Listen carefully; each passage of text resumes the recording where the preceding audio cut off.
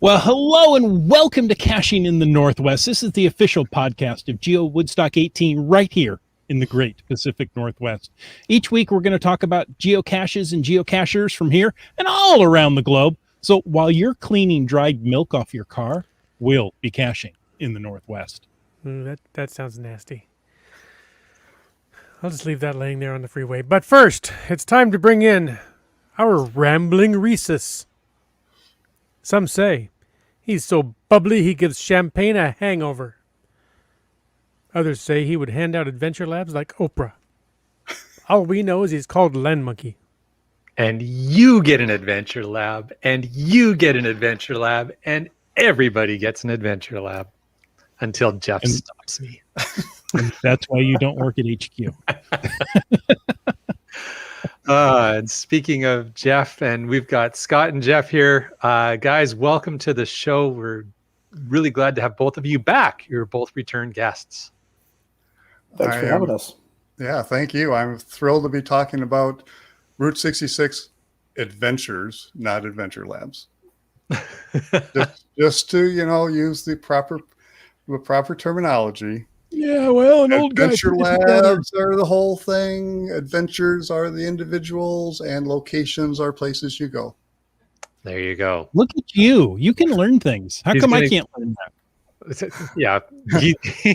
Trying to teach the three of us is an uphill battle, but yeah, I appreciate the intent. All right. Hey, before we get into anything else, you know what it's time for? No, tell me. Shark time. Ooh. It is a quick reminder that we appreciate the support of our patrons who help to keep this podcast coming each and every week. Thanks to Land Sharks. See, Shark. Our corporate Denali level sponsor. And hey, just special for tonight, Land Sharks wants to let everybody know that they have Adventure Lab geocoins and tags in stock while supplies last. So there you go. If you want to know more about supporting this show, well, hey, click that Patreon link on the cachingnw.com, a website. Ah, yes. How nice is that? And of course, tonight, we're going to talk about Route 66. So use the hashtag Route66 in the chat to add to the show. And of course, there's always that after show thing. That's FTAS for the after show. Hashtag FTAS. Keep the chat lackey busy, won't you? Yes, he's bored. He's got nothing to do over there. He's like the Maytag repairman. I can see him. He's having a nap. Yeah. Unbelievable. Unbelievable. I believe it. All right. Well, chat lackeys. You can't trust them. Not as far as you can throw them anyways. Hey, you know what? We've got no news tonight, which means that's good news because we can get right into a very busy topic. So I am looking forward to jumping into this. We've already welcomed Gear Guru and GSM ×2, Scott and Jeff, back to the show.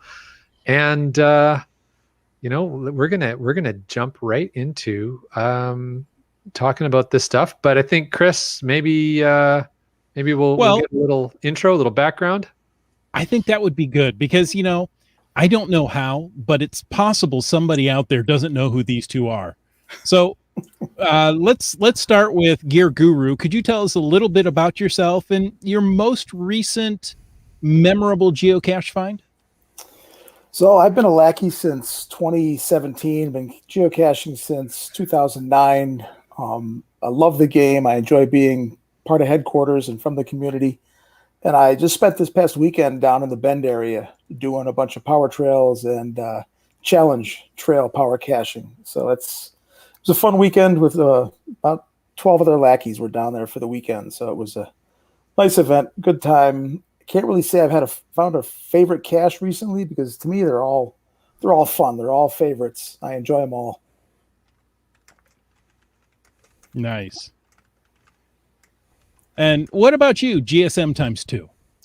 GSM ×2 looks like GSM X2, but it's GSM ×2. Been geocaching since November 2004 and love the game and love to be participating in it. And last week went out and did some gadget caches that were set by one of these new cachers, one of these, what are they called, COVID cachers. And he has just gotten into the game, and he's just gone crazy, and he's setting out some really great gadget caches down here in Southern California, which is really nice because we don't have as many gadget cachers as you have up there.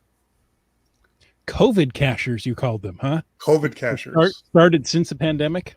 Started since the pandemic, and has, there's been a lot of them who have started. I'm sure Jeff is quite aware of that. Yes, this is one who has stayed and is just doing a great job.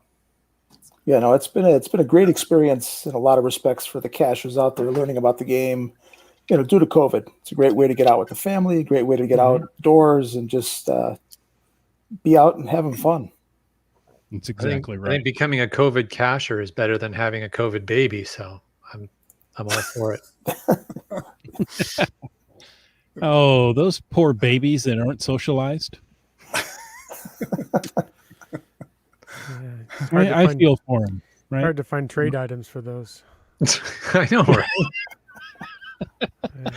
You got to trade equally. That's the key.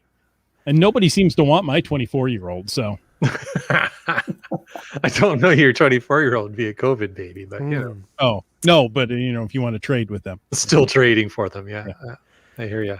All right. Well, we are here to talk about adventure labs, adventures, locations, caches, highways, byways, all the above. So I'm looking forward to it. Let's get into it. Let's do it. All right. So given all that, gentlemen, other than learning about Route 66 from the movie Cars, which is, I think, the basis of most people's understanding and knowledge of Route 66.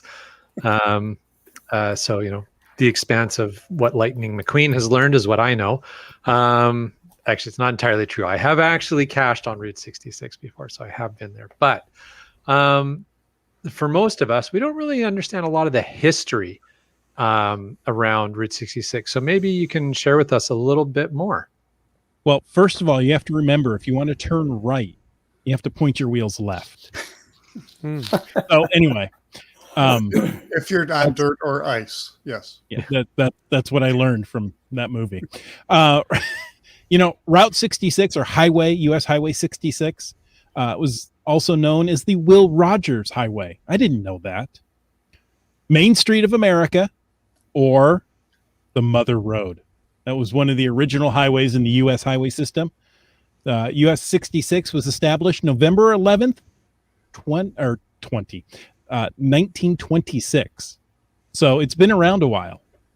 The highway, which became most famous of the roads in the United States, originally ran from Chicago, Illinois, through Missouri, Kansas, Oklahoma, Texas, New Mexico, and Arizona before terminating in Santa Monica, California, covering 2,448 miles. That's 3,940 kilometers for you folks up north. That seems a lot longer. It was recognized in popular culture, thank you, in both the hit song Get Your Kicks on Route 66. Come on, that was going through your head.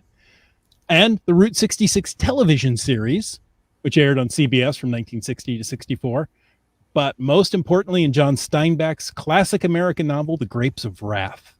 That's where it was called the Mother Road. The Mother Road, yeah.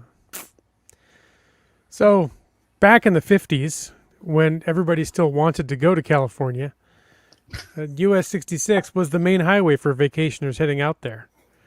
It passed through the Painted Desert near the Grand Canyon. Of course, had to go through Radiator Springs, we assume. Meteor Crater in Arizona. It's a great stop. And all of a sudden, there's all this rise in tourism traveling the highways across the country. So that gave rise to all kinds of roadside attractions, teepee-shaped motels, frozen custard stands. Love me some frozen custard. Indian curio shops, reptile farms. Biggest ball of twine was still back in Minnesota. But that kind of thing was just cropped up all around the highway. Merrimack Caverns near St. Louis that became advertising on barns, billing itself as the Jesse James hideout. He might still be hiding out there. We'll never know. And Well, if you're really hungry, stop by the Big Texan. If you can eat that 72-ounce steak dinner to anyone in 1 hour, I'll get it out. They said it would be free if you could eat that one in an hour. I could probably eat it in like 2 weeks, but not in an hour. And it also Hour really total helped. over 2 weeks. Yeah, exactly. Yeah, not all at once. An hour of chewing, but and it really helped to build the fast food industry. Red's Giant Hamburger in Springfield, Missouri. That was the first drive-through restaurant. First McDonald's was in San Bernardino, California. And so, yeah, became a microcosm of the culture of America. That's right. So a little more history on Route 66. Route 66, it depends on where you come from. Since the 50s, I think everybody then has been taking that particular route out of California, right? In the 50s, they were all going in the 60s, they started all coming out. GSM times 2 shaking his head. No, okay. So in the 50s, the interstates were being constructed, and sections of 66 not only saw traffic drain to them, but often the route number itself was moved off of that road into a faster one. In some cases, such as east of St. Louis, this was done as soon as the interstate was finished to the next exit.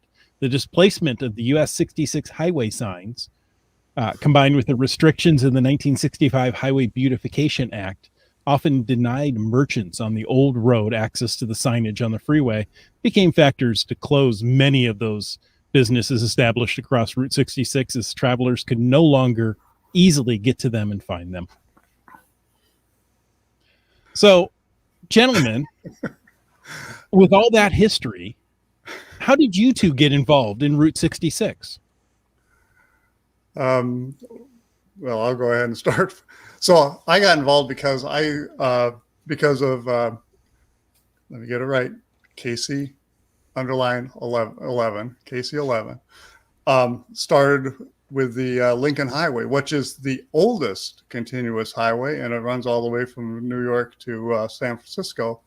And I picked up the opportunity to set an adventure on that. And after I had done that, it was in upper Nevada, middle Nevada. I had 400 miles to drive home. And on the way, I'm like, God, somebody's got to do this on Route 66. And somebody's got to do this on Route 66. And about 50 miles from home, I'm like, Scott, why don't you do this on Route 66? And so the next day, actually that night, I emailed Jeff and said, would you guys be interested in this? And asking for a friend. And his response was, tell your friend, yes, we would be interested, providing that you will contact the visitors bureaus and let them know about it. So that's how I got involved. Jeff, your turn. So I got involved initially being part of the travel and tourism team at headquarters. My job is to use geocaching and adventure labs as a way to generate tourism revenue for different cities, towns, and places.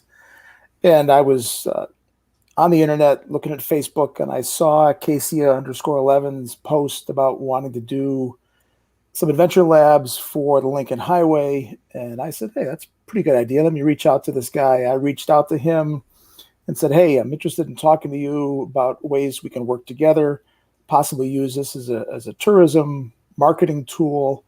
And one thing led to another. And the next thing I know, I'm handing out adventure labs to him for 85 different creators, 112 adventures that are live and 5 unpublished, with the caveat that they had to be premium level members, that they had to be willing to at least reach out to the tourism bureaus, chambers of commerce in these cities and towns they were going through, and explain adventure labs and adventures and the potential tourism revenue. And next thing I know, we've got this Lincoln Highway Adventure Series that spans 3,389 miles from basically New York City to San Francisco.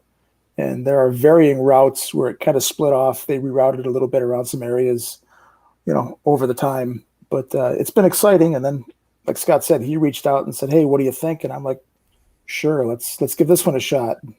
Why not do them? And it's something that is slowly evolving. Headquarters likes to experiment with different things, and let's see what happens. So you are the Oprah of geocaching headquarters. I do have that power. I can hand out adventure labs at will. I'm not supposed to, but I can do it. So we've had to have some I won't say rules, more like guidelines on what we're doing, what we're not doing. I try not to give people multiple adventure labs if that's possible, but there've been some cases where just some areas you can't find somebody to do an adventure in some of these remote places, and I've got somebody that's willing to do it. I'm like, great, I'll give you a second or third one. We are giving out 10 location adventure labs for these series to help differentiate them from the free ones that are earned via the lottery. So that's one of the ways we can differentiate. That's how I get myself in trouble. I give out a 10 location one to somebody and they're like, hey, you must have gotten that one from Jeff. So I have to be careful. Just to branch off for a moment. Okay. You did mention the lottery. So there still is a lottery system out there to hand out the puny little 5 location adventure labs. It's something that's happening on and off. Yep. Chris sounds like he's complaining about it. Maybe he doesn't want a 5-stop adventure lab. Oh, I couldn't resist that.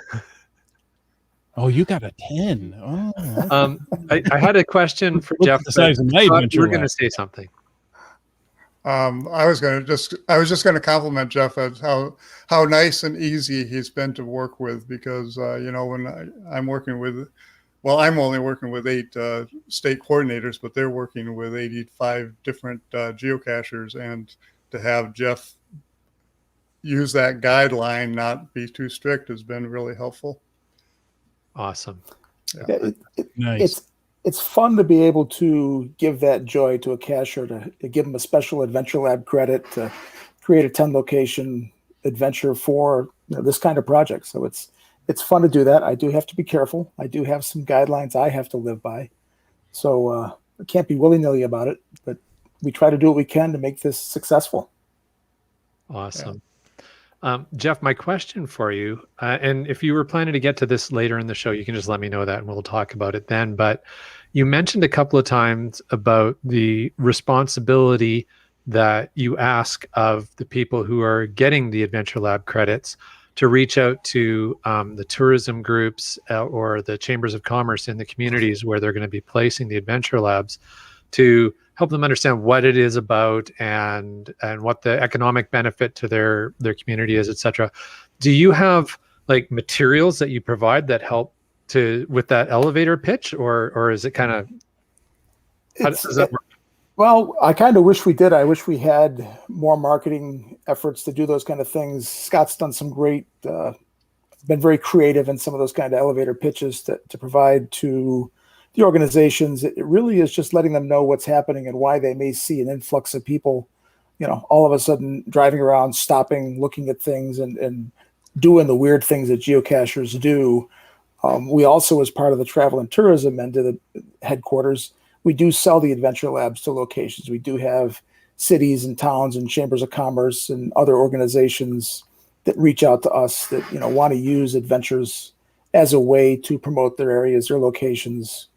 So we do have that aspect. So it's kind of a two-pronged effort. I'm trying to give them a way to promote the Lincoln Highway or Route 66, but at the same time, I'm hoping that some of these places like Flagstaff or Winslow, Arizona might be interested in doing one that's just specific on their city to take people to the places that they want to show them, as opposed to just Route 66. Right. There's one that's coming right past your town. And if you want people to detour into your town, here's how you can do it. Gotcha. Correct. Makes sense. You could sit on the corner in Winslow, Arizona. I've heard that. You can get that virtual. Get that virtual, and I will tell you a location. Yes. There you go.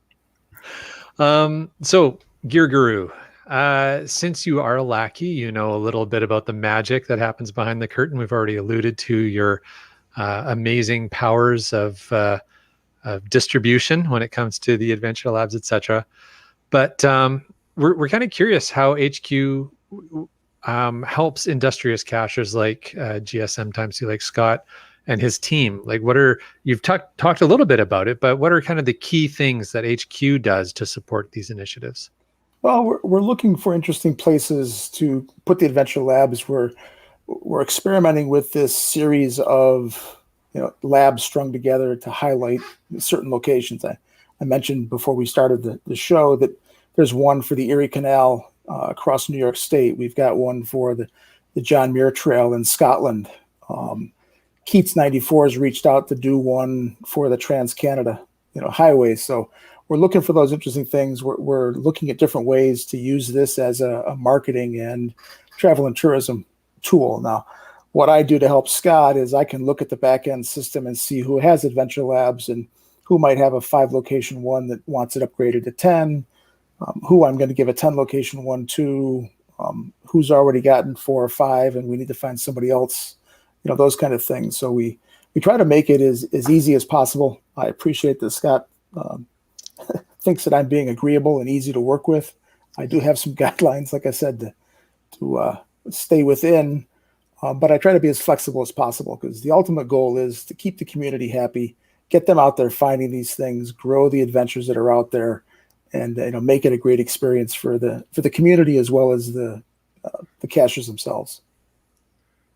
Awesome. And having it on Route 66, I mean, that is such an iconic highway, not only just in the United States, but internationally also.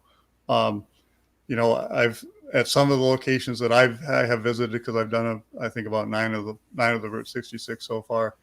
They'll talk about they've gone into the bar and the person there is saying, yeah, we get a lot of foreigners in here. They're actually suffering right now because of COVID, because they're not getting.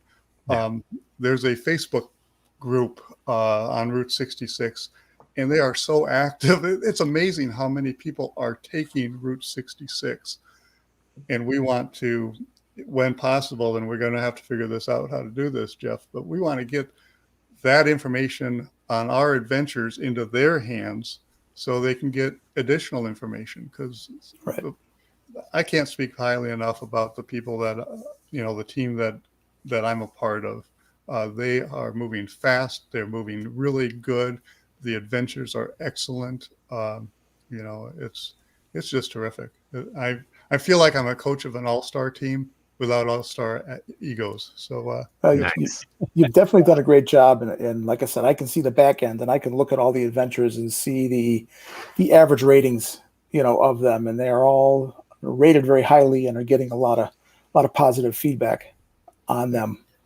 Unfortunately, with being an adventure owner at this point, you have a limited ability to see what it is. You don't get all that instant notification of so-and-so did it and here's what they said about it, but it takes a little bit of work. But I'm looking at it on the back end, and there's a lot of positive feedback about this experience so far. Yeah. And it doesn't take that much effort to find out. Just look at the adventure that you want to look at and hit activities, and you can read through what everybody is telling you about it. So yeah, it's really a kind of amazing app, and I'm glad to be part of this. Well, GSM times 2, you've mentioned it, you've hinted at it, but how and what are you doing to coordinate all of these individual cachers to place and space out their adventure lab? Well, KC11, I got to learn a lot from him, and one of the things I learned from him is delegate. So the first thing that I did when I got home, besides contacting Jeff, was thinking, okay, I have to have state coordinators. So I, reached out to some people that I know and said, would you be interested, or do you know somebody who would be interested? And I wound up getting, some really great state coordinators. I mean, Ryan Semmel, who, just did Mingo Madness and is getting ready to do GeoWoodstock. He's one of my state coordinators. Okay, he's a state coordinator for Kansas, so he's going to have to do 17 miles of Kansas. But, I've just got, the TTO2, who is the guy who is Vince, who brought back the maze to the United States. He's one of my state coordinators.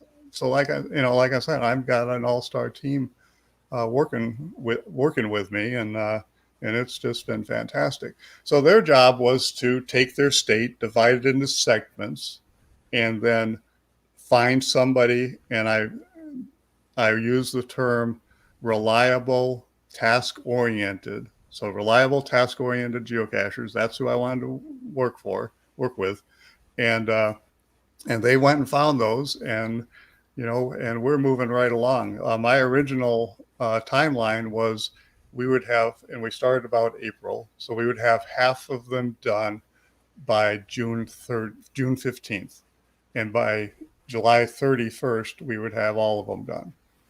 We now have, as of tonight, 63 of them done, which means we have 26 to go. So we're at 66%. And I think we're going to have 100% done by June 15th.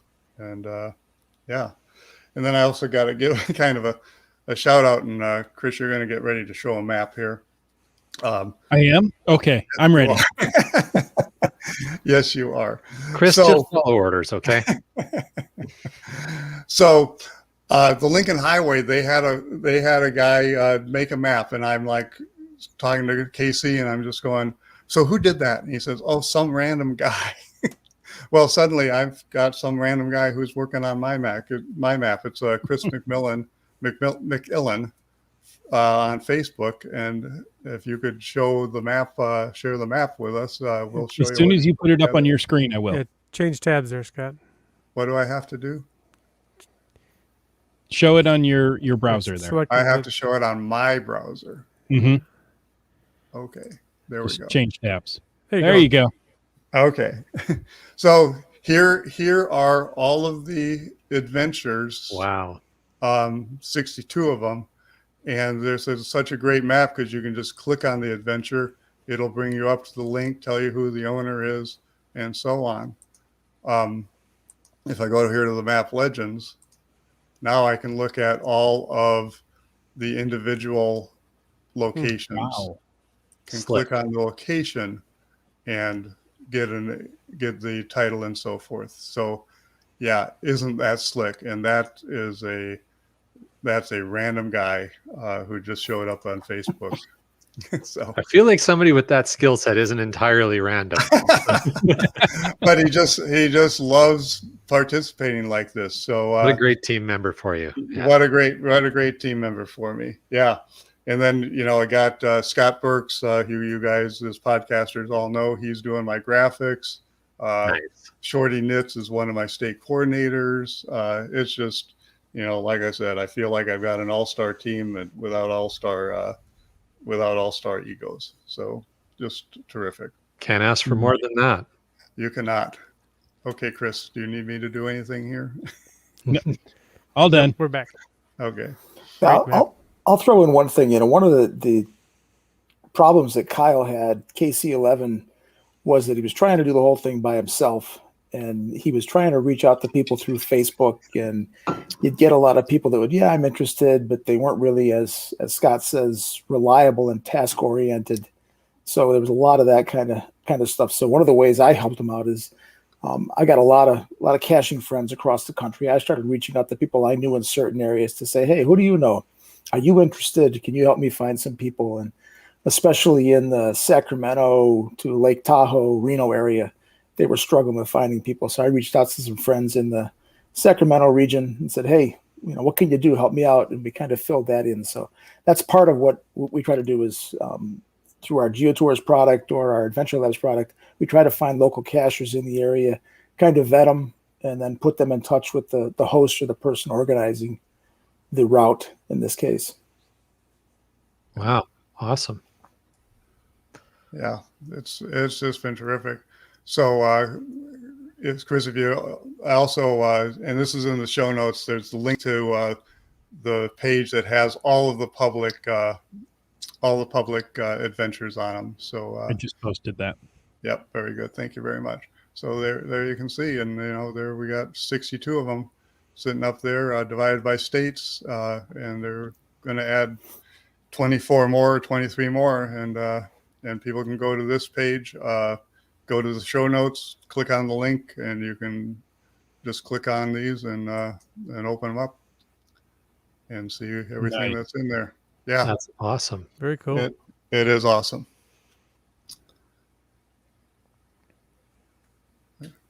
Nicely organized. That's very cool. If so, I know that we talked earlier about it a little bit, that there's a desire to do something similar for the Trans-Canada Highway up here in Canada. I guess my first question, and I know that the group is just trying to get organized and get their stuff together. I know they've reached out to you, Jeff, but these kinds of resources that you're sharing, Scott, like the map and the spreadsheet, would you be able to share that with that team if they were interested? Certainly, I share. Yeah, it's an easy thing to do, and I certainly share my any knowledge that I've gained, and I hope that yeah, absolutely. This is a great thing to do, and a Trans-Canada that would be amazing, because, as you know, Trans-Canada isn't one line; it's like two lines, so you've got a round trip built right in already. In manner of speaking, yes. Yeah, for us, we're going to have to go up the Route 66 and then come down come down Lincoln Highway. Yeah, that sounds like a road trip I'd be okay doing. Yeah. Starcatcher mentioned that someone needs to connect the west ends of 66 and the Lincoln Highway with an adventure trail so that there's a circle can be made from Chicago. And Route 1 in California would be pretty darn nice. PCH. Yes, yep. Yeah, there you go. Pacific Coast Highway, right? I had to think PCH. Yeah. Got it. Yeah. I was just Pacific on Coast that Highway. not too long ago. Yeah, and then also one thing that I'm able to do is put together a GPX file, and there's a link. We can put a link in the show notes there. And with that GPX file, and I'm not going to try and share this screen, but with a GPX file, you can download it into pretty much any of the apps that will take a GPX file. You can download it into GSAC.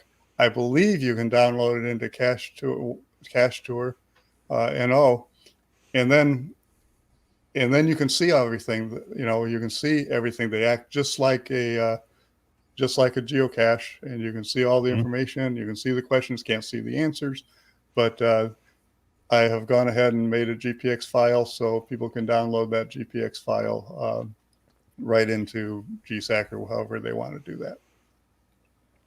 That's super helpful. That's been extremely helpful. So speaking of helpful, I see that people in the chat wanting to be helpful and create some more adventures for this, or maybe they want to be jumping that leg of the highway up PCH coming up. But I'll throw it to Gear Guru. What are some guidelines or tips to keep in mind when somebody wants to go out and place an adventure? Well, the first thing is, take me to an interesting location. Show me something cool, something worth being at that location. Require players to physically be there at the location to gather the answer. Try to avoid Googleable answers, because that tends to take away from the game. Even though we do have geofencing around the locations, there are ways to get around it, and people do try to game the system. Make sure they're accessible. Majority of the day, 24/7 if possible. Have permission from the landowner or property manager to have that location, even though there's nothing physical there. You need to have permission for the people to be at that location and finding what they're finding. So just let people know what's going on, so we don't have issues with just hundreds of people showing up in a place that there shouldn't be hundreds of people. Do not involve placing a physical container. It needs to be all virtual. Don't be placing signs or stickers or that kind of stuff. Use existing signage or information that you can gather from that location. Cause no harm to people, plants, animals, the environment. Use the leave no trace ethics, and adhere to all local laws. I mean, it's very similar to geocaching in the sense that we just want to be good stewards of the locations we're taking people to, and showing me a good location. So have fun, make it interesting, but be safe. Yeah, and I think I'd probably add, and especially for this type of an adventure, make it fairly easy. Because people are traveling. These are adventures where I anticipate people were going to be doing a lot of them, maybe trying to get an entire state and so forth. So one of the things that, so when we put together ours, there were a couple things that we required that they do. And one was that they have to have a branding and a naming convention. So you'll see all of the starts look at the same. They're all Route 66 or RT 66. I mentioned to Jeff that kind of messed me up here in the middle because they went from Adventure Labs. So we had set it up for Route 66 Adventure Labs, and then they became Adventures Only. So that created a little, and then I added the word historic. So anyways, so right now they're either all Route 66 or RT 66. And some of them are going to have to be RT 66 because we only have 50 characters. But, but we set that up. They have to be non-sequential, have to be able to do them going east to west or west to east or north, more correctly, northwest to south to east. If there's a bonus cache, and there's not a requirement to be a bonus cache, but if there is, that bonus cache, the information has to be in either one or two locations. So you can't do all 10 and then require them to, release them one at a time. Have to be in one or two locations, and they have to be within 2 miles of that location. Again, anticipating that people are going to be traveling. And that's one thing that happened to me on the Lincoln Highway is I did, I'll give the good example. The good example is I'm traveling east to west. I get to the most easternmost one, and it says the bonus is at the westernmost one, and you'll be close to it when you get there. And so I'm collecting all the information, but I'm not collecting the information. All the information was at the western one. There were 2 examples where I'm traveling east to west, and I gather all 10 informations and find out that, it's 39 miles back that way. Ouch. Ouch. So that was one of the requires. We did ask suggested some wording, like let people know how far it is and things like that. And people have complied. So it's been good. Yeah, one thing I'll add is we really try to have people avoid those answers that are, what's the shape of this, or those kind of answers that I got to kind of read your mind. We have since added multiple choice functionality into the adventures. So now you can have up to 4 answers. There are people that like it, people that don't. They think it's too easy to game the system or just kind of guess your way through it. But, when you're asking me what's the shape of the Space Needle? What is the shape of the Space Needle? Shape. It's needly. Is it needle? Is it a spaceship? Is it right? How am I supposed to know what you're thinking? And why do I have to guess what you think the shape is versus what I think the shape is? So keep your answers straightforward. If you want to do those kind of things, give me multiple choice. I got a 1 in 4 chance of getting it at some point. So, make it easy. This is supposed to be fun. You're there to explore these routes and learn about the locations and the history. Right. And when I did my adventure, I got good counseling from MC3 Cats. When you ask the question, tell them how you want to answer, how you want it answered. Right. Is it a word? Is it a number? Is it a 2-digit number? And that really reduces frustration. Or give me it's a 6-letter answer. So I know that it's 6 letters. If I got a 7-letter answer, that's probably not going to work. Exactly. So, it's an interesting. Oh, go ahead. Finish, Jeff. There are some ways to make it easy, so I don't have to read your mind. I mean, that can be frustrating with a lot of puzzles in the world of geocaching. At least with adventures, make it easy. I want you to answer it. I'm not trying to be difficult. So yeah, I think that you're putting your finger right on it, right? Because there's this balance that I've definitely seen folks who are placing adventure labs fighting with all the time, and it's I don't want to make this so easy that everybody is armchairing it. I want to prevent armchairing. I don't want people to armchair my adventure lab. I want them to go out and experience it. It's like, okay, but then there's some where they get created where it's basically it's a geocaching field puzzle, right? You get out there and you're like, oh my goodness, like this is taking me hours to try and figure out what this is supposed to be. So I think you can strike that happy medium, and I think people can over worry about the armchairing, because ultimately if somebody works hard enough, they're going to find a way to get around the technology and armchair it. And Yep. you know what? In the end of the day, that's their own problem. As I They're said, it's their loss. Yeah. themselves. Yeah. Yeah, I did one this past weekend in Oregon where one of the locations was missing, and this owner was nice enough to actually put the answer in the description. You know, the answer you're looking for is, you know, here it was. So you didn't have to, you know, worry about not being able to finish it, or especially since it was sequential. It's like, okay, I can't go on Yeah. because the mural's gone. So, Right. you know, how do you solve Even- that? So, I hate when that happens. Yeah. The murals just up and disappear. Hey, there's been lots of chat, as there always is. We have great chat. Somebody, UDAC asked, and I think they've talked about it, but we can cover it here again. Was placing a bonus cache a requirement? I think you touched on that, but maybe you guys could talk a little more about the bonus cache steps. It was not a requirement. It was an option, and like I said, but there were stipulations that you had to be able to get all the coordinates in either one or two locations, and it had to be within 2 miles of those locations. But you know, there are people who are setting adventure labs very far from home who shouldn't be setting bonuses Sure. for that reason, and we'd have to recognize that.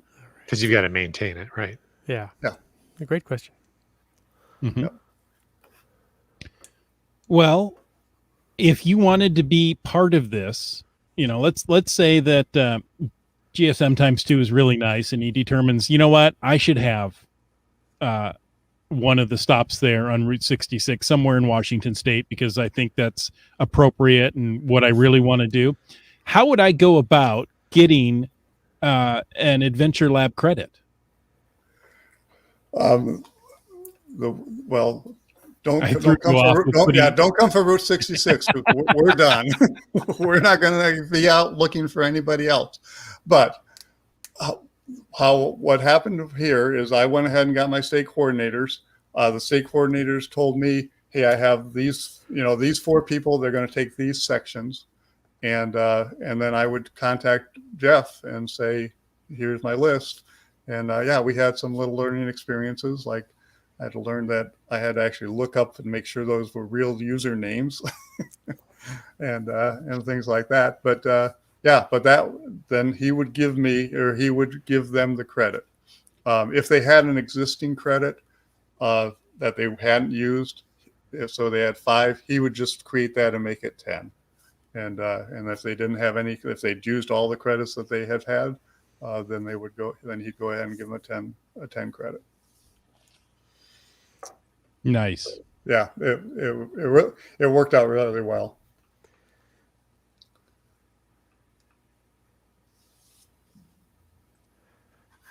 So, you know, our users love swag.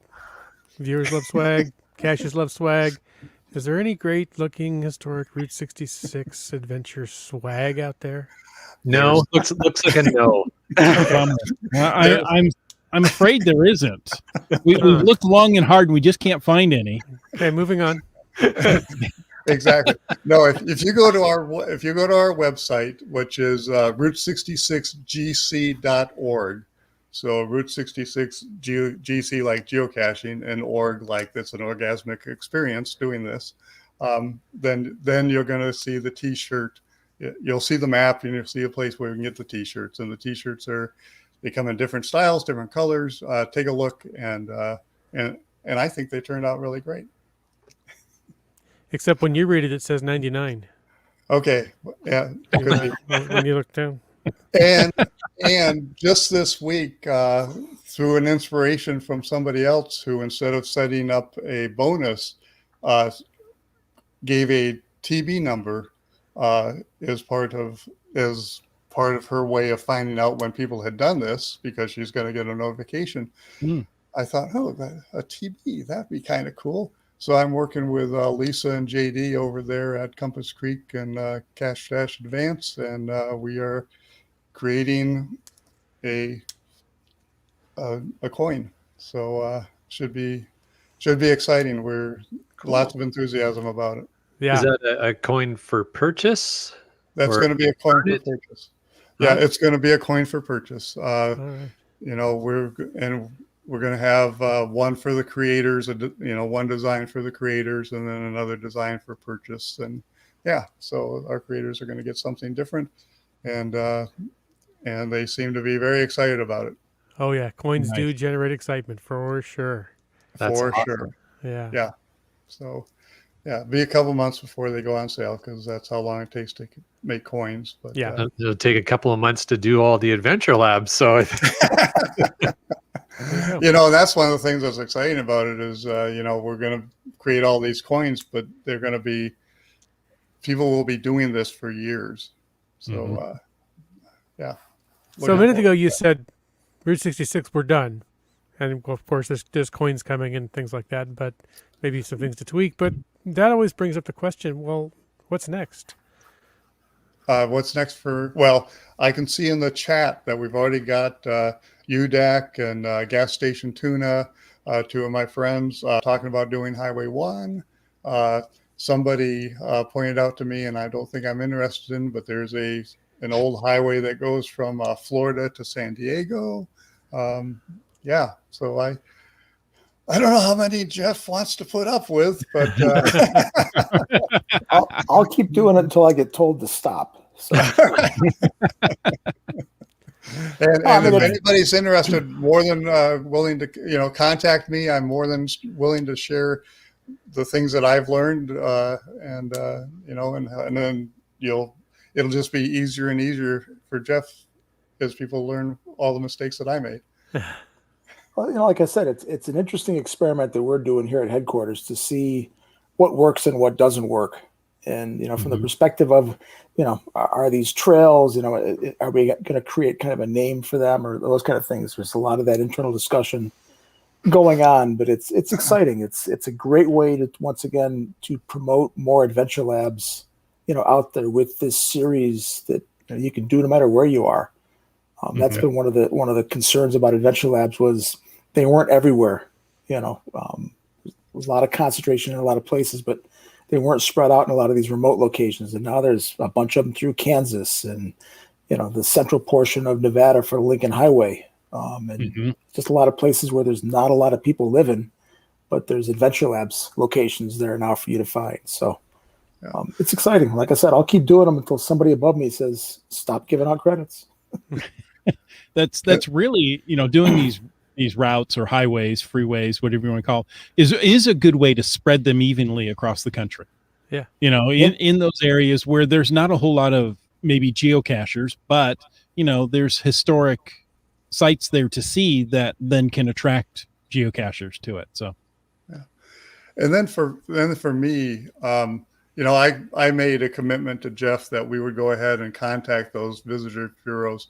And so, I'm trying to figure out how to do that, how to get something that's precise, digestible, but it's, trying to explain adventure labs, the app, the how you play the app, and then hand it to somebody in a threefold brochure or half a page letter. We're going to do that. We're going to get there, but that's the next step. That once these are all done, the next step is to go ahead and get this information into the hands of the people who could really use it. And then, like I said, there's a couple different Route 66 groups. Yosemite John and Debbie. Yosemite Debbie has already reached out to them. She reached out to the Friends of the Mojave Desert and got them, and got Goffs, which is it's a small, tiny little, big hands, huh? So small, tiny little town that has a lot of historical, and that's where I wound up being able to set a bonus because they're willing to take care of it. Actually, it's an ammo can that they're willing to mount on a post for me, and that's all because of Yosemite John and Debbie reaching out and contacting them and letting them know what was going on. It's amazing. So, it is amazing. There was a great question from UDAC about the shirt and I think about the coins as well. And She's asking, does the money fund or support something? The money that you get from the shirts and coins. We haven't designated exactly who it's going to, what it's going to support. We're probably going to have it support one of the Route 66 groups that's out there. And there's pretty much every state has one, but we'll figure out some ways for some of the funds to go there. Very I cool. know that the Lincoln Highway guys were talking on a boat. Geocacher on a boat was talking about creating a coin for the Lincoln Highway and then donating all the proceeds to the Lincoln Highway, Association, who they reached out to get permission to use their logos and mention them in all the adventure labs. So it's a great way to support those organizations that are trying to keep these old highways, visible and present, Right. active for us to find. Yeah. Nice. So another question here, and are you open to going beyond the 100 Adventure Lab limit? And I'm not sure what the context of that is, but it's a question in the show notes that I'm supposed to read, so I'm reading it. I'm not aware of a 100 Adventure Lab, limit. I think Well, Lincoln.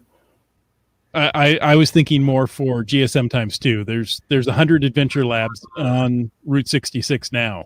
Oh, Or is there 99? Did I miscount? There's 89. There's 89. 89. So I really did bad on math. Are you willing to add more and, make this, really in depth and covered well, or are you staying where you are? And it's not a hard limit, but it's more of a management limit. The management limit isn't the problem. What we're not going to expand because now we have it all mapped out from point to point to point. If we were to try and add, they'd overlap. And one thing we don't want to do is be overlapping. Makes sense. Yeah. I mean, Yeah. you might overlap. Mine overlaps 2 spaces or 1 space with the person next to me, but they're both at Goff's. So that's okay. A little, and my Lincoln Highway overlaps 1 from the guy who's next to me. He took a statue that I would have liked. I took a cemetery. So you have to go to my cemetery, then you're going to go to his statue, but they're within 0.2 of a mile. I don't think that's a big thing. Yeah, it should be fine. Yeah. Dying to get in there. Yeah. It's pretty Sorry, cool. I had to do it. That's okay. There was a great question from UDAC for you, Gear Guru. Is GCHQ concerned about the game moving away from physical caches? So adventures are, purely virtual. Not that I'm aware of. The whole kind of thought process behind Adventure Labs was, I use the term gateway drug. It's an easy way for people that aren't really familiar with finding caches to get exposure to the game. It's COVID friendly. You aren't touching anything. It's supposedly easy to find the answers to these questions. So it's kind of a way to get people interested in geocaching. Hopefully we can use it as a way to draw more people into the game and get them over into actually finding physical caches that are out there. So I don't see us moving away from physical caches. Like I said, I have not heard anything about that. So it's just another way to expand the potential user base of this game that we all love to play, that a lot of folks don't even know exists. Mm-hmm. That's the problem is, well, what are you doing? I'm finding a geocache. Well, what's that? I mean, how many times have you guys run into those kind of situations where they're like, what is this guy wandering around looking for? I was out the other day with a friend and we were looking for a cache under a bridge in a park, and the folks came in and they wanted to make sure it was safe for them to walk on. So we're inspecting the hell out of this wooden bridge, and they're like, is it okay for us to walk across? I'm like, oh yeah, sure, no problem.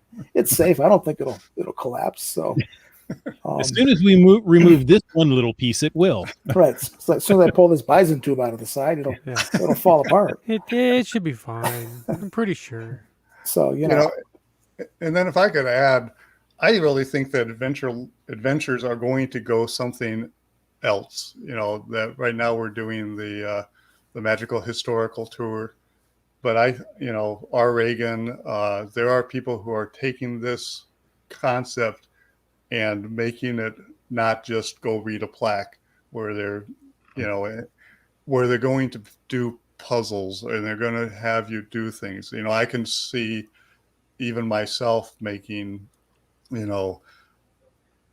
a puzzle adventure, where you have to go in, somewhat simple puzzles, but R.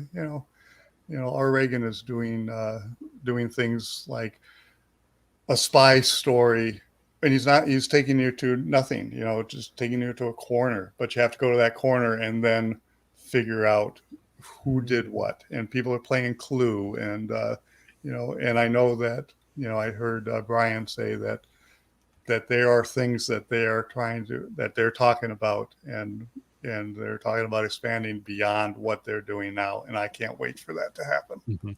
Yeah, there's a lot of stuff being talked about internally that I'm not at liberty to speak of, but that's the beauty of this version of the game, is that it's new, it's kind of limitless in what we can do with it. We're trying not to pigeonhole it into what is the game of geocaching as it has been for the last 21 years. This is new. Let's see what we can do. How can we make this better and more interesting? What can it do? What are the limits? What are the, where are the boundaries? Yeah. So I'm excited. Look at it like, whoever thought of gadget caches, the extensive gadget caches, that was not done at 5 years, 10 years, maybe even 15 years. And now it's become very, very popular. I just see that the potential for adventures, same thing. Yeah. Can't wait to see them in 10 years. Hope to be here in 10 years. There was a question a ways back from you, Dak, that I thought was a really interesting one. And it was the June 15th date chosen because California is reopening the state on the same day? No, that was chosen randomly in March. This was like, okay, I want to give people time to do it, but I want to have a deadline. Right. Mm-hmm. That makes sense. So purely by chance. Purely by chance. Nice. Well, gentlemen, thank you for coming to talk to us tonight about Route 66 Adventures. This has been great for me. I don't know if anybody else got anything out of it, but I learned a whole bunch of new stuff, and that's always fun. I hope you guys are willing to stay for the after show. We'll get to that in a little bit, but first we have to thank the listeners for tuning in and staying with us for this long. We hope you enjoyed this episode. Don't you want to know how to get hold of us if they want to get hold of us? Not yet. Oh, not yet? We will. Okay. Hold on now. There's a script we have to follow. Okay. You know what? We're not there yet. You know what, Scott, if you want to tell people how to get a hold of you, you can tell them right now, and then we'll tell them again later. I'm okay with that. No, that's okay. I'm all about breaking Chris's rules. So yeah, he is. I'm going to copy paste and just move things around here. So, okay, go ahead. Hey, hold on. That's my job. Yeah, I was going to say you wouldn't be the first here as I'm trying to read things and text is changing in front of my eyes. I think I'm having a stroke. Okay.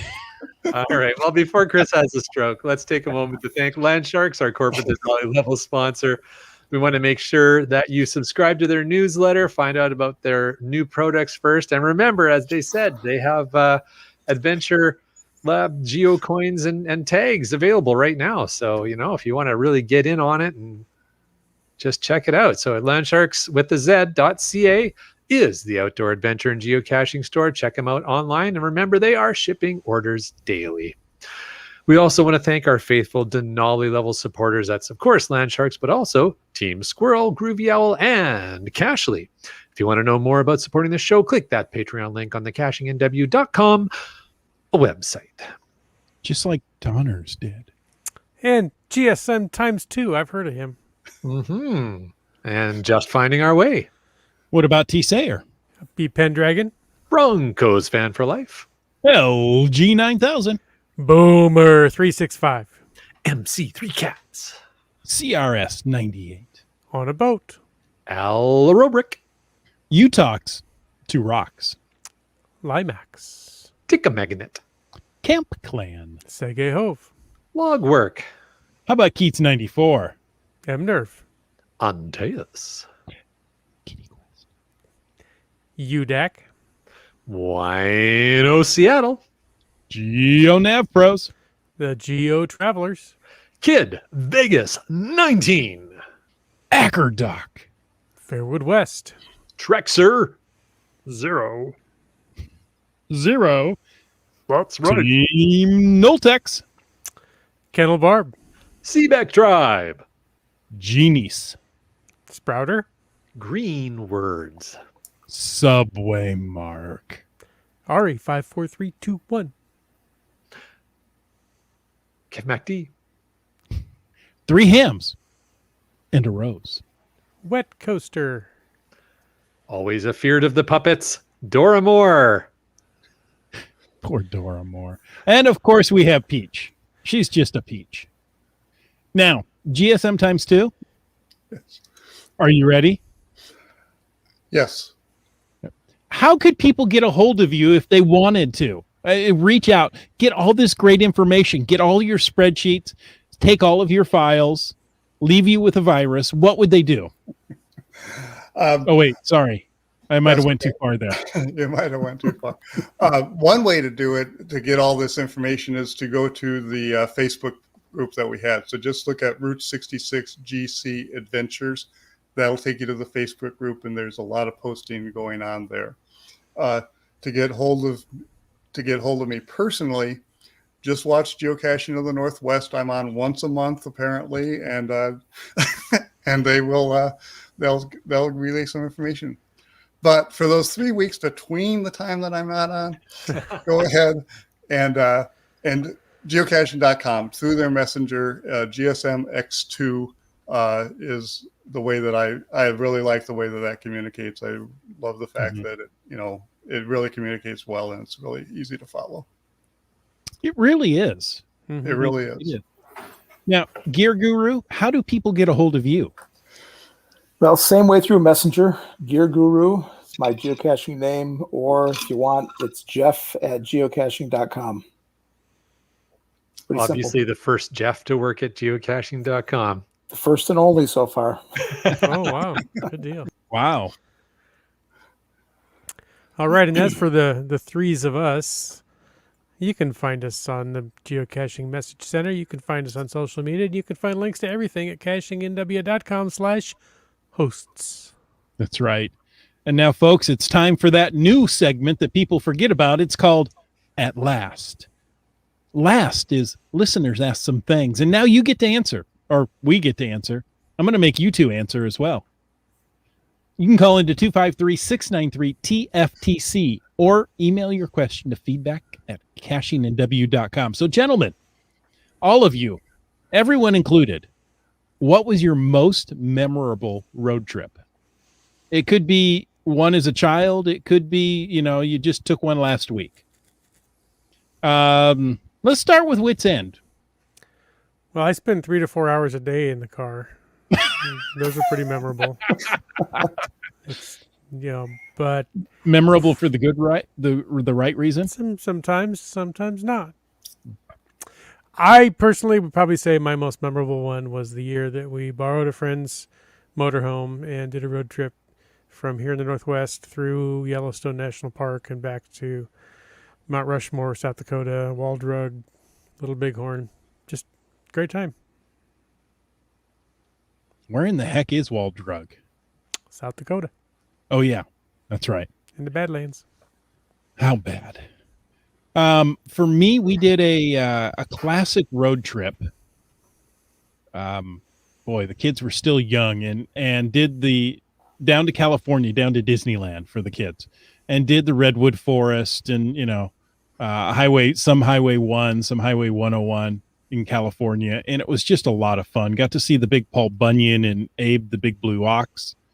And of course, Disneyland. On the way home, our car kept overheating. So, we decided that we'd pull into a motel early in the afternoon, let the kids swim, take off about 3 a.m. when it was still cool, and try to limp back home.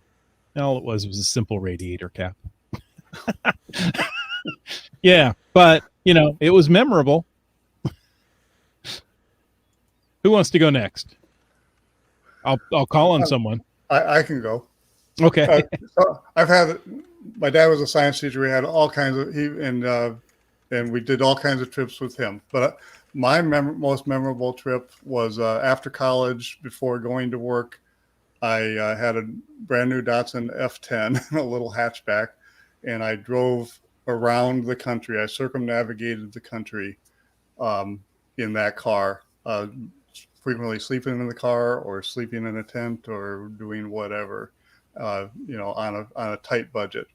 I never drove. I would never drive more than 300 miles a day, and had a great time. Took 2 months, and it was during the winter time. So on the southern route, I was having a good time, and on the northern route, I had some cross country skis and slept in the snow and did all kinds of fun stuff like that.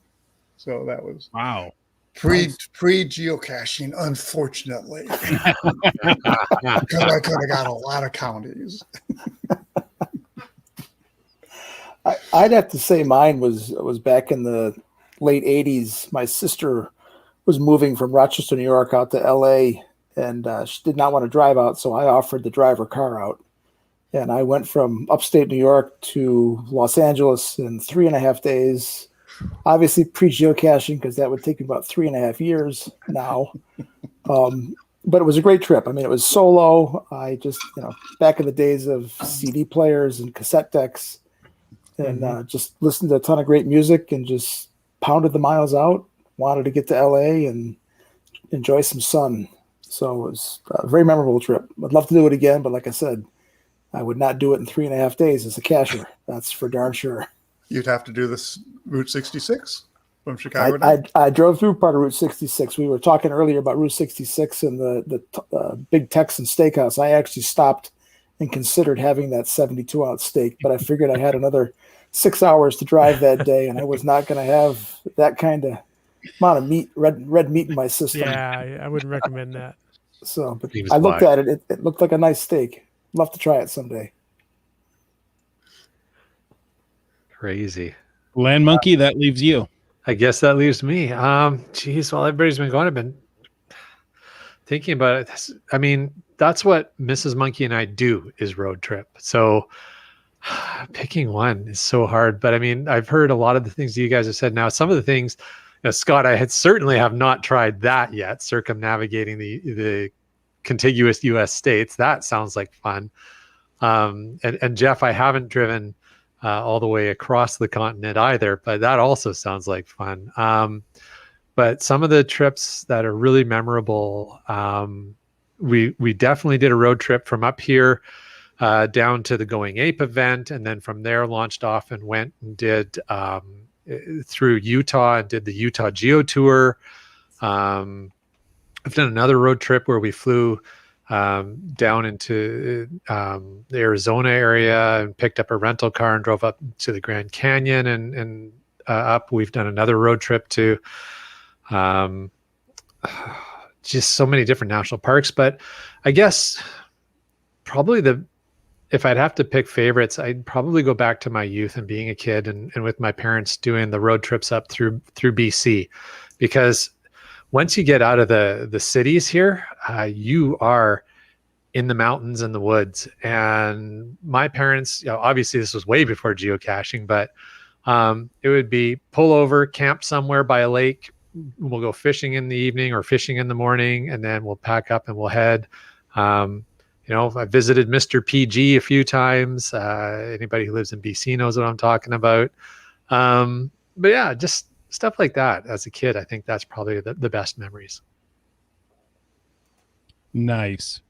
We have got great stories in the chat there from our listeners, but we're already at 1 hour and 10 minutes. So I'm going to try to skip some of that. So folks, thank you for taking the time to listen to this episode of Caching in the Northwest. Don't forget that you can be part of the show. Call it at 253-693-TFTC and leave us a comment, ask us a question, or drive out in the middle of nowhere and bring us a gallon of gas any time of the day or night. And of course, you can email us at feedback@cachingw.com like a normal person would. Somebody added that. See, this is what I have to go through, GSM times 2. Also, your support helps keep quality shows coming. I added it. If you like the show, click the Patreon link on the cachingNW.com website and subscribe on iTunes, Google Play, Stitcher, iHeartRadio, Spotify, and more. Give us a thumbs up or even a review. The show's produced by Chris Umfenauer, Jim Paulwitz, and Jay Kennedy. It's licensed under a Creative Commons Attribution 3.0 license. Copyright 2021 by Chris Umfenauer. And folks, I ask you to stay tuned for The after show. the after show. And I'll point out every time when Chris is doing that he has a dramatic pause. It's because he sees something that was unexpected in the show notes that was added. And he's like, I'm not saying that, but keeps moving on. You know, yeah. iHeartRadio, Eddie, the shipboard computer. Yeah. Gives a thumbs up and be gentle. The show's produced by Klaatu, Chris Umfenauer, Barada, Jim Paulwitz, and Nikto, Jay Kennedy. That one was special for you, buddy. Yeah, I know. Does anybody know where Klaatu, Barada, Nikto comes from? I'm asking out to the chat. What about you, GSM times 2 or Gear Guru? I've seen the movie many times. I can't tell you the title off the top of my head. But you know the reference. I know the reference. There's Spaceship and references. The more recent pop culture reference is Evil Dead, and that's not the original reference. They reused it. Oh, really? No, the original one is the silver spaceship in There you go. downtown DC with the alien coming out. Yep. The Day the Earth Stood Still. Still, there you go. There it is. Classic movie. Commander Taggart, we are Thermians from the Klaatu Nebula. We need your help. And it seems like everybody who's watching the show got the reference, which is awesome. You guys are good. Yeah. I mean, it's just one of those classic sci-fi movies. And even if you watch it, you may not, catch on to that particular line. It's only said once. Yep. Oh, well, Donna didn't get it, so not everyone. Almost everyone. I would have gotten it, Chris, but I'm not in the research department today. I'm out here trying to talk. See, it's hard to be in the research department when you're on screen, isn't it? Absolutely. I think I mentioned it earlier. It's all right. We got a comment from UDAC in the after show asking you, GSM times 2, to plug the hashtag US Geocaching Hour. Oh, yeah. Thank you, UDAC. Yeah, so it's # US Geocaching Hour. It's a tweet that we do every Monday at 6 o'clock Pacific time. And you can, we recommend that you go ahead and do TweetDeck, and then just join us. And it's a 1 hour conversation. We have pre-written questions and people to give answers. And UDAC is one of the main organizers of it. And I'm one of the hosts once every 8 weeks. So, yeah. It's about as often as you're on here. Yeah, exactly. UDAC is very inquisitive this evening. UDAC is... Go ahead. She's just a wonderful person. UDAC wants to know from Gear Guru, is GCHQ still working from home, or are they back in the office?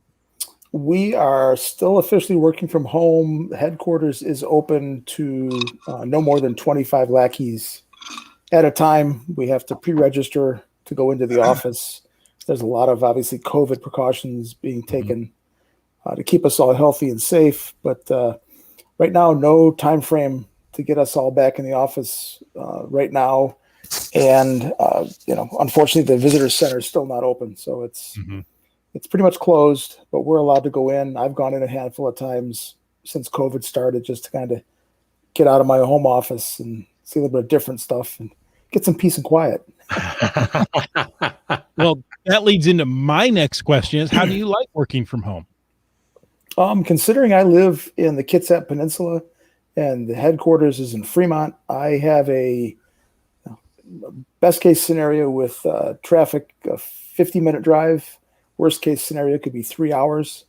So I enjoy working from home. I do miss the interaction with the lackeys and the outings we'd go on and the events that were happening around headquarters. So while I enjoy working from home, I really am anxious to get back into the office and have those impromptu conversations with, other lackeys in the hallway and going out at lunchtime to find a few caches and, doing those kind of things and, working on different challenges together. And we try to solve puzzles as a team, that kind of stuff. So nice. I'm trying to make the best of the situation as I can. Yeah. I think we all are. Yeah. It's good questions. And it's good to hear that the morale is keeping up there. That's one of the biggest challenges in leading a team, where everybody's now become physically separated when you're used to having that camaraderie and that togetherness to find new ways. Because I'll tell you one thing that everybody's getting pretty tired of is Zoom. Yes. So, Kind of like this. yeah, kind of like this. A bunch of little talking heads. Yeah. Yeah. Here we are again. Okay, here's a question from Donners. Wants to know if those are music notes on the poster behind Jeff. It's actually a little welcome home note from like I said, I've got right now 5-year-old twin daughters, and they made a little welcome home poster for me when I was in Baltimore for a trade show. And it was around my birthday. I can see that now that you pointed out. Yep. That's cute. Yep. That's Nice. And if it wasn't nighttime, they'd be sitting here on my lap wanting to say hi and chattering away. So it's good we're doing this thing after their bedtime. After bedtime, yeah. No, Well, that's awesome. and that's why it was timed the way it was, because when Wits End and I first started this, we had kids. Yep. Younger kids. We still have kids. They're kind of kids. They're adults now. Yeah. And, it was so hard to schedule a time to get together when we didn't have to run kids somewhere or, stay up late for homework or a project. It's just like, Yep. you know what? I think we originally did it at 10. The kids have to be in bed by 10. So we can do it by then. Well, that is one of the fun things about work from home is having them pop in for we have a company meeting, an all company meeting that's once a month, and they'll pop in towards the end of it and be saying stuff, and everybody's been really good about it. I mean, that's one of the advantages of work from home is you just got to kind of tolerate those things. And I've never had anybody get upset that one of my girls has come in and sat on my lap and said, "Hey, Daddy, I want this or I want that," or it's refreshing. Yeah, I was just going to use that word, Jeff. That is exactly what it is. It's a bit of a refreshing change to the office space. That it is. I had the privilege of working at my children's school. So, I could see them during the day passing in the halls or, catch up with them at lunch, or if there was a boo-boo, Yep. Dad was always there. So that, and Wits End, you experienced the same thing. That was really I often special. got boo-boos. And Chris was always there for you. And I was there with a Band-Aid and a pat on the head. Are you kidding? You caused the boo-boos. Oh yeah. I pushed you down. Oh dear. Oh, okay. Camp Clan or IHAM wants to know, does anyone else live? Did anyone anybody else want to read this? Because I can't. Does anyone anyone else ever live on or near Route 66? I don't know why that was hard. Okay, it was hard for me. Sounds like a boo-boo. You have a Band-Aid? So Pat me on the head? I'm guessing that Gotta was use a chapstick. question in general for those watching the show, but maybe Jeff and Scott, any of the folks that were helping with this, did they actually live on or near Route 66, or are they all kind of having to commute towards it? I actually don't know where most of the people who live. So Fair enough. yeah, I know that UDAC is fairly close to Route 66, and I see gas station Tune is not too far, and There you go. and a few others. Yeah. I lived in Ohio and Indiana, so I was a state away, but it's still closer than I am now. All right. What else have we got? Well, and I think we'll end it with a brand new episode of Keats 94's Geocaching Adventure. It goes live tomorrow at 10 a.m. A popular expedition. It was extreme geocaching adventure paddling across the Fraser River. Survived it too. There you I'm go. so glad. That's good. the best kind of adventure. Yeah. Exactly. Oh, And folks. Oh, go ahead. Hopefully Keith's 94 got a few ideas on how to organize the Trans Canada Highway, because that's who he's that's the one who's going to be taking my That's right. spot. It looks like. And Keats, don't be afraid to delegate and get help. You don't have to do it yourself. And on that bombshell, folks, thank you so much for joining us tonight. Until next week, get out and get caching in the Northwest.